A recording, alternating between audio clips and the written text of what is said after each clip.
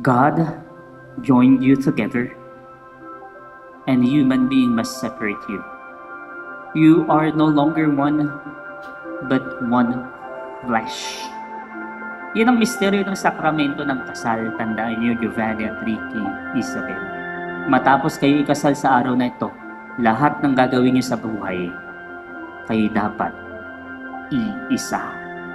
Especially in building the family that God entrusted to you.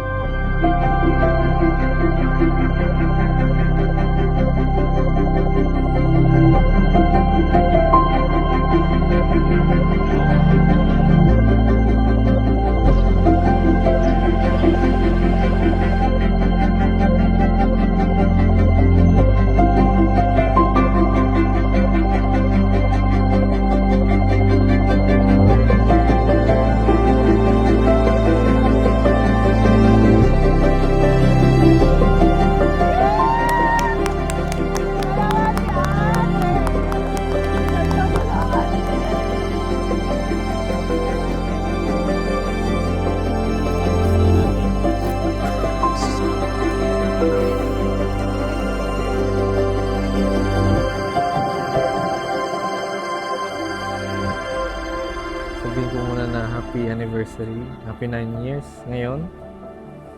Yan, gusto ko lang ipaalala sa'yo paano tayo nagsimula. Matagal na tayong FB friends, ini-stalk kita, pero dinededma mo lang ako sa mga messages ko. Siguro kasi alam mo, na kapag pinansin mo ako, matik, magugustuhan mo ako. Kaya iwas ka ng iwas. Pero tama ka nga naman, hindi pa panahon noon. Kasi kung mas maaga tayo nagkakilala, baka hindi tayo umabot sa ganito. Kaya salamat sa Diyos, kay God, sa perfect timing niya, na pinagtagpo niya tayo sa tamang oras, sa tamang version ng sarili natin. And again, hanggang ngayon, papasalamat ako dahil buti na lang, naging IT student ako. At tinanong mo ako kung marunong ba ako mang-hack sa chat.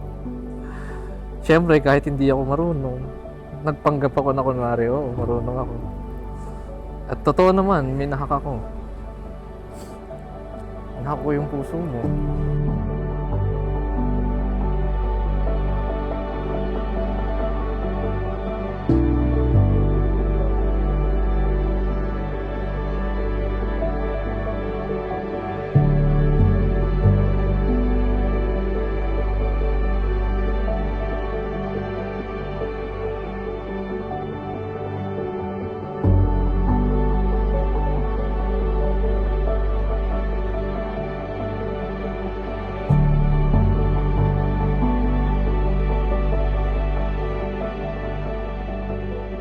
Ako masasabi ko lang sa aking pinakamamahal na apo, anak, lahat, na maging matagumpay siya sa kanyang buhay. Naumpisa naman niya well plan naman siya. Yun lang. God bless. Come on, babe. Wow! What's that? Yay! Oh my God! Okay pa, 10,000 si 10,000 to. Basta ako wala 10,000. akong regalo. 10,000. Siyempre, ang aking baby.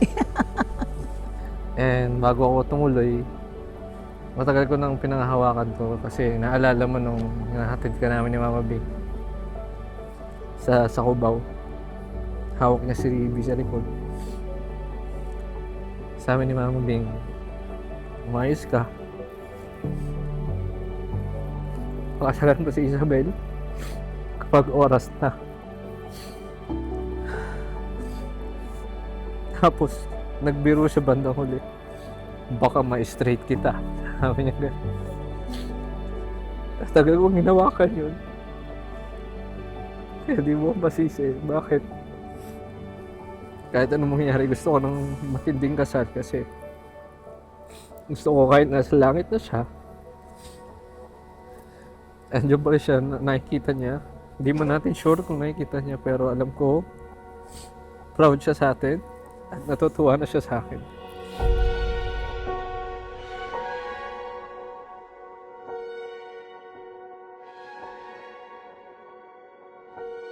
Sa halos isang dekadang pagmamahalan, hindi na kailangang dumami pa ang pangako.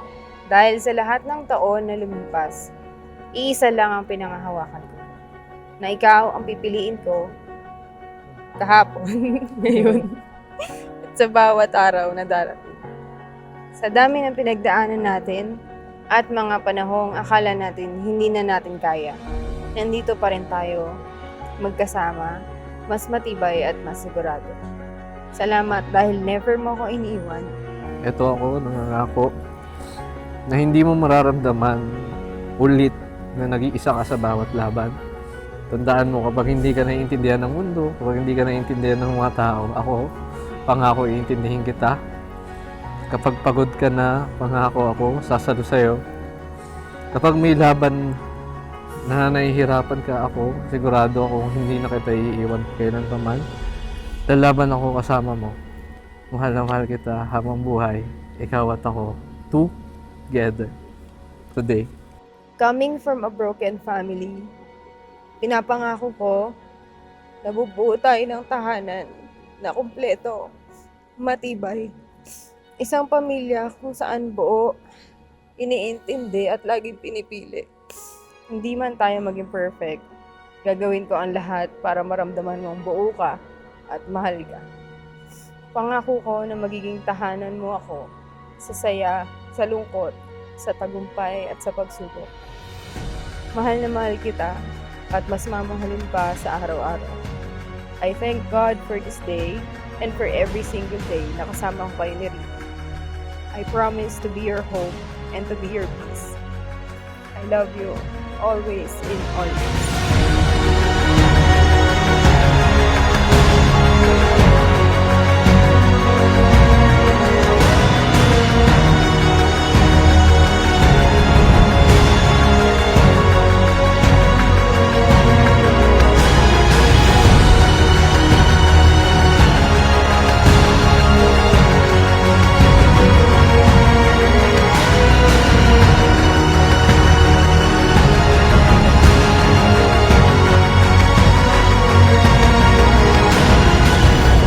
Be faithful until the end. Be in love until the end. Hirap man kayo o sa ligaya, meron pa ring liwanag ng ligaya sa inyong pagsasama. Giovanni, Ricky, Isabel, may God bless your union. And we are here to pray for you unceasingly. Amen.